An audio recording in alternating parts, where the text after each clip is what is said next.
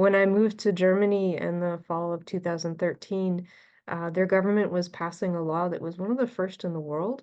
that allowed for infants who could not be assigned to the male or female sex to have a blank on their birth registration. And this was done because of a study conducted by the Deutsche Ethikrat in the hope that parents of intersex infants would not feel pressured to have their children undergo medically unnecessary, irreversible surgeries in order to fit their children into the category of male or female. And so, just for those who might not be aware, intersex people are those who are born with sex characteristics. So that includes sexual anatomy, reproductive organs, hormonal structure and/or levels, and also chromosomal patterns that don't fit into what is considered the typical definition of male or female. This is about 1.7% of the population who are born with intersex traits, so it's actually as common as having red hair or green eyes. But many people don't know anything about intersex because it is treated with shame, stigma, and secrecy due to our very sexually dimorphic society that insists that all humans are either clearly female or clearly male. And so I wanted to hear the stories of intersex individuals and raise awareness about the issues they face. And so interviewed 6 German intersex Christians for my postdoctoral project at the Kirchliche Hochschule in Wuppertal in Germany, which that was titled Letting the Entire Body of Christ Speak, Practical Theological Reflections on Intersex Christian Narratives. And the overarching question was, what were their experiences as intersex Christians, learning what Christian theologies and churches, particularly in worship, are or are not doing to make them feel like full members of the body of Christ. Other questions included what was their own personal image of God, what language they used to address God in prayer, and to really listen to each of their stories. And as I heard these stories, it became clear that the silence and shame around intersex was created not only by theology, but also science, law, and culture. And these disciplines are all complicit in the erasure of intersex people through their mutual support of the paradigm of sexual dimorphism. And this is the assumption that all humans are either clearly female or clearly male, along with the corresponding expectations for bodies and for sex and gender roles.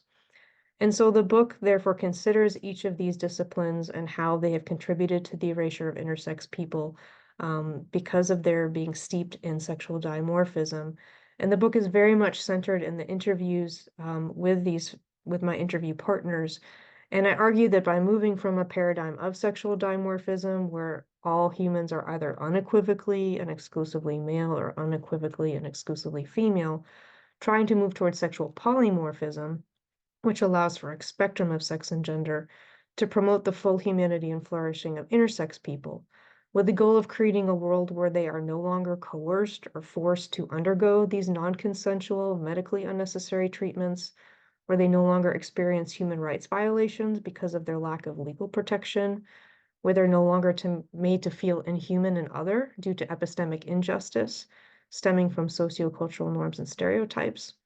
where they're no longer told they are not made in God's image because of a sexually dimorphic understanding of Genesis chapter 1, verse 27, and where they no longer feel excluded and invisible in worship services that don't recognize them. And so each chapter looks at these different disciplines, with the first chapter looking at intersex from scientific perspectives,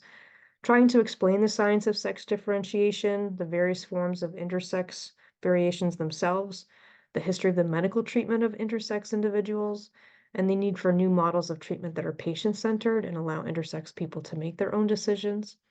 The second chapter considers intersex from legal perspectives, including the legal recognition of sex and gender and the movement around the world for a non-binary option in addition to male and female in legal documents.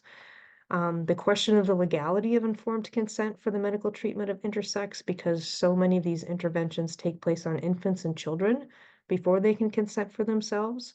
And then the question of if parents have the right to make these irreversible decisions. The need for the protection of the human rights of intersex people by having legal recognition of sex gender and by legally banning these medically unnecessary treatments without a patient's informed consent. The next chapter looks at intersex from cultural perspectives, how our social cultural norms, including language, enforce the sex-gender binary of sexual dimorphism, how this affects intersex people, leading them to feel abject, inhuman, monstrous, and other. And then looking at Miranda Fricker's notion of epistemic justice to help validate the voices of intersex individuals and help them to find support in society. Chapter 4 looks at intersectional theological perspectives, considering how Christianity has been complicit in upholding the sex-gender binary by perpetuating the notion that to be clearly female or male is a condition of being a human being made in God's image. So I look at the history of sexual dimorphism in Christianity, and I offer biblical interpretations that support sexual polymorphism. After reflecting on theological anthropology and what it means to be made in the image of God, I articulate my theology of both neither, that recognizes that intersex people exist, they are made in God's image, and it celebrates difference, diversity, and multiplicity, allowing space for people to identify as women, men, both, and neither. The final chapter approaches intersectional liturgical perspectives, thinking about how worship might move toward being more inclusive of intersex individuals by transcending the sex-gender binary of sexual dimorphism when talking about humans, God, and what it means to be created in the image of God.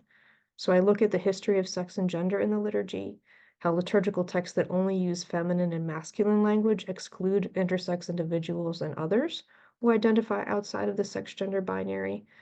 I look at how congregational song could use binary feminine and masculine language and also non-binary, non-gendered language for humans, and inclusive language, and for God through expansive language. And that by enacting this theology of both neither, churches can create liturgies of livability that include intersex people and promote their full humanity and flourishing, rather than enacting liturgical violence, which excludes them and creates worship spaces where they feel unwelcome and invisible. So I'm grateful for the opportunity to share my work with you. Just to let you know, the book is coming out in paperback next month, so it should be more affordable. And I look forward to our conversation.